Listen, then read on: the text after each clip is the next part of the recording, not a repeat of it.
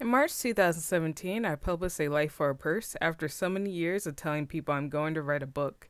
I rewrote so many stories, and I kept rewriting those stories until I finally gave up and retired those stories. And then I finally settled on the very short ebook, A Life for a Purse. I decided to self publish because I could write a decent story, but if the story isn't what the publisher is looking for, then I'm getting that rejection letter or email regardless. This is one of the main reasons I chose to self publish instead, and why I showed a part of my notebook graveyard. As of right now, I have A Life for a Purse available on Amazon Kindle. Through researching, I find that Amazon is the most popular place for ebooks. Not many people buy from iBooks and Smashwords in comparison to Amazon Kindle. Plus, anyone with access to the Kindle app can purchase and read an ebook. Of course, I do know that people do prefer other websites than Amazon, and I will do more than put my eggs into one basket eventually. I need to reach out to more people. A lot of the tutorials I read about self publishing were not talking about publishing fictional work. There's a ton of tutorials on YouTube for self publishing nonfiction work, such as how to books. I'm not interested in writing any how to books. I want to write fictional books that make people think or feel something. My books lie in the fantasy slash romance or contemporary genres. I eventually found a few podcasts that had authors discussing how to write and sell fiction ebooks, but that was months after Life for a Purse. How much have I earned so far? Like $6 since March 2017. But here's the thing, I knew that I wasn't going to make thousands of dollars after publishing my first ebook. I honestly wanted to test self publishing so I could stop building my graveyard and stop having people ask when I was going to finish my first ebook. Of course, I spent hours and days and 2 months writing A Life for a Purse, and then more weeks after discussing my work with my editor. Because my first ebook was only 54 pages, a very quick and emotional read, I went with the 35% royalty option with the price of 99 cents, which means I only get 35 cents a sale. My work sells about 2 to 3 times a week now. I am very happy and thankful that people are buying my work, since a lot of authors write a book and it never sells anything regardless of being self published or not. I recently played around with the keywords of my ebook and I started receiving more sales. Although in India and not in America for some reason. A Life for a Purse is a story set in America, but I realized that people outside of America can enjoy American stories.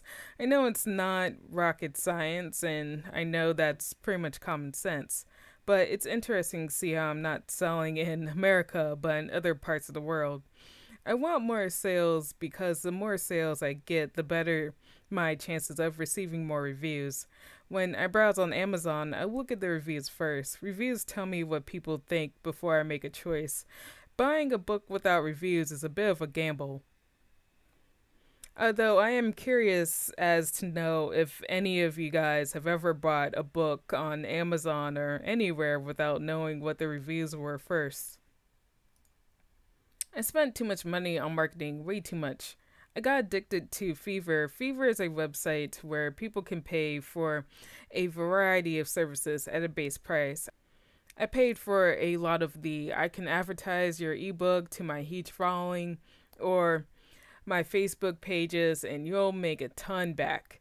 No, never again. Those are jokes. I had one lady said she would post my ebook to her Facebook pages that were dedicated to contemporary ebooks, but no, I found my ebook in Facebook pages that were dedicated to erotica.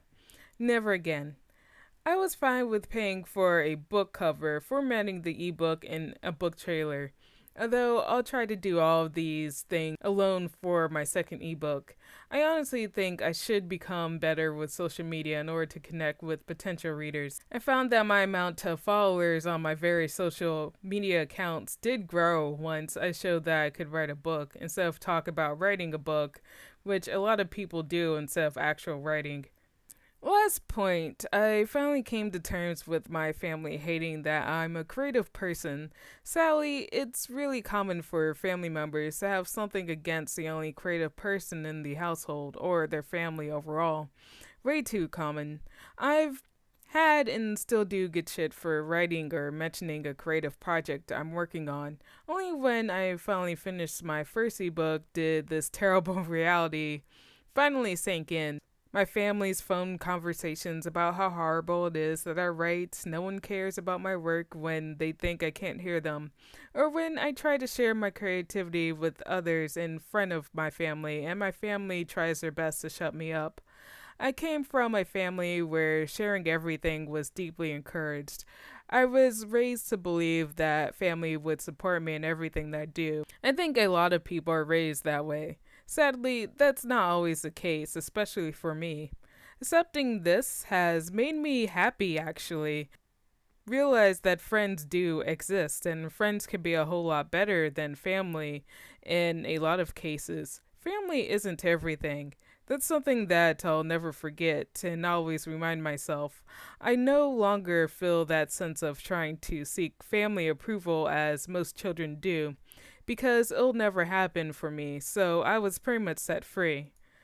There are writers who's been overpraised because their parents saw that their kid wrote a book. Then that kid tries to get the story published and is surprised to receive that rejection letter or angry comments from a crowd of angry readers. My writing and mood has improved greatly because of this realization. I'm now more dedicated to writing because I want to find more people that enjoy my book or are willing to give me feedback after reading my work. I want more people to read my work. When my editor gave me feedback, I was definitely way more open to changes. I was happy to see what someone thought about my work. Social media and the internet and friends are a very beautiful thing. And if I do well, I can one day have more people telling me what I'm doing wrong or right with my work, and that will make me happy to continue writing. I am writing my second ebook. This one is taking much longer because the story is fantasy slash romantic, and I can't help but keep stopping and ask myself, was insert item here in the medieval ages or not? And then I'm also writing about unicorns, aka magical horses, and the last time that I interacted or rode a horse was when I was a child. So I'm constantly writing and stopping to do research. I'll post my progress on my Patreon frequently, and then also on my indie author Tiffany websites, which I only post on about once a month. You can pretty much find my Patreon in the link in the description. Please tell me what you guys think. You know, I always like feedback. Have a nice day, guys. I guess the higher ups never heard of Newgrounds. I remember my first interview straight out of college. I thought I was going to get the job. I arrived on time, I was dressed professionally, I had a really nice portfolio with a bunch of stuff related to Flash. I was excited. My manager not only arrived 30 minutes late, he was wearing capris and flip-flops. This manager looked like he was about ready to go golfing.